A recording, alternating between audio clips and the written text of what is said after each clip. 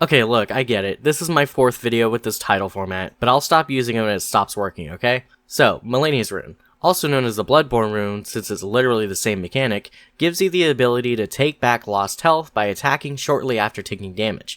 Pretty cool ability, but situational and high risk, since it requires you to be aggressive when your health is low. One day I was just casually comparing this great rune with Rykard's, and I noticed something interesting. They both heal you for fighting, kinda like a lifesteal situation, but they heal in different ways and different amounts. Rykard has no time restriction and heals 80 plus 7% of your max health for each defeated enemy, which for most characters means about 200 per kill. While Malenia only gives you a short time after getting hit to heal your health back, but you get... How much do you get back with Malenia's Rune? Like, how is it calculated?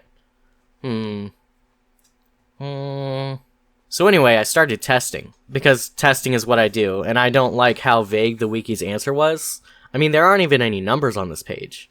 I tested a bunch of different weapons, different Ashes of War, skills, spells, to see how the heck this thing works. And the short answer is, I still don't know. Or rather, I don't have a full, complete answer. But now I understand why the wiki is so vague. Your damage, weapon upgrades, and buffs all don't matter. What does matter is the weapon class and the strength of the attack. And no, I don't mean the motion value, which is what usually decides how strong an attack is. I mean there's a separate hidden healing value tied to every attack in the game that seems to be unrelated to any of the other values I could find documentation for. At least as far as I know. So there's no real way to know how much you're going to get healed until you test it yourself. Which is why the wiki doesn't say how much you're going to get, because it doesn't know.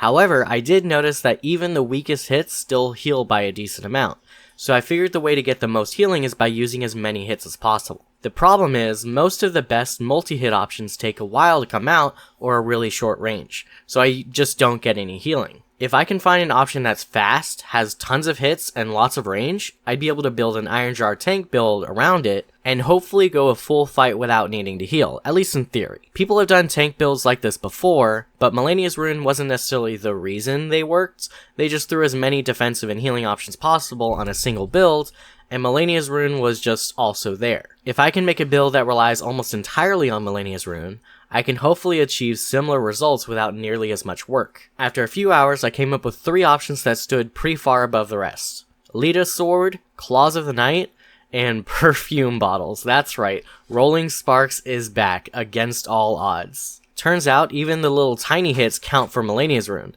giving it by far the fastest healing if you can manage to land the whole skill.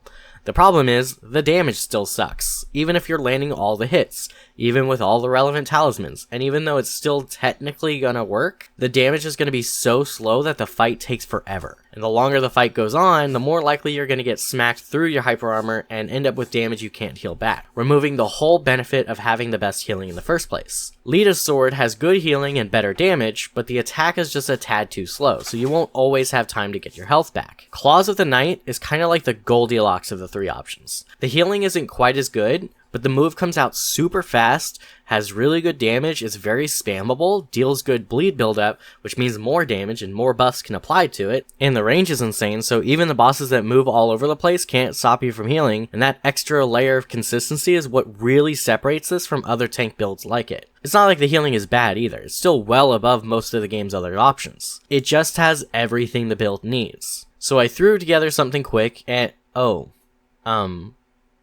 that was first try. Oh my god. Okay, well let's try it with less buffs. Oh no.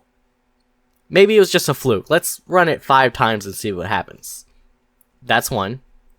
The second time I died during the final hit, but it still counts.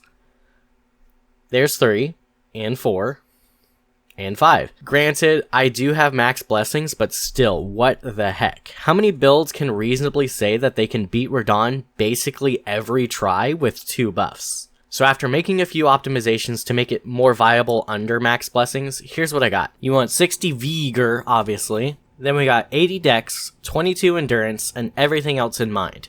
If you really hate heavy rolling, even though we won't really be rolling at all, that's okay. We can just use 55 Dex instead. Have 41 Endurance, and again, put the rest in mind. This version will be a bit weaker though, because we deal slightly less and take slightly more, so keep that in mind. For gear, we start with Claws of the Night, a dagger with Bloodhound Step, White Mask, then either full Bull Goat armor or verdigris depending on availability or the damage type of your respective boss. Then Dragon Crest Great Shield Talisman, Lord of Blood's Exaltation, and Shard of Alexander. If you're using the heavy rolling version, you want verdigris Discus for your last talisman, and if you're medium rolling, you either want a defensive talisman of choice or the smithing talisman for extra damage. Then for buffs, you want your Physic, which has Opaline Hard Tier and Crimson Burst Tier, along with Iron Jar Aromatic. Notice there's two things I haven't mentioned yet, which are some optional additions that you can use if you feel like it. Holy Ground with the Rickety Shield, and the Golden Vow item. These are not at all required to make the build work. You can clear basically everything in the DLC without them at Blessing level 12, which is the highest Blessing level that you can get without beating any bosses. So you're probably going to be fine regardless, but it's there. Just make sure to have the shield swapped out until you want to use it though, because if you're just two-handing the claws, the shield will stop you from using Bloodhound Step on short notice. Once you're actually in the fight, just use a Rune Arc, Physic, and Iron Jar, and you're good to go. Spam L2 until you run really low on either HP or FP. You'll probably need the occasional flask, and you might need to use Bloodhound Step to dodge a few problem attacks like this and this. But none of these are situations that actually require skill. It just requires, having eyes. 90% of the fight is literally just spamming a button, which isn't entirely a do-nothing and win build, but it's shockingly close for shockingly little effort. So that's pretty funny, I guess. Remember guys, Elden Ring is a hard game. Be sure to like and subscribe. Algorithm crap.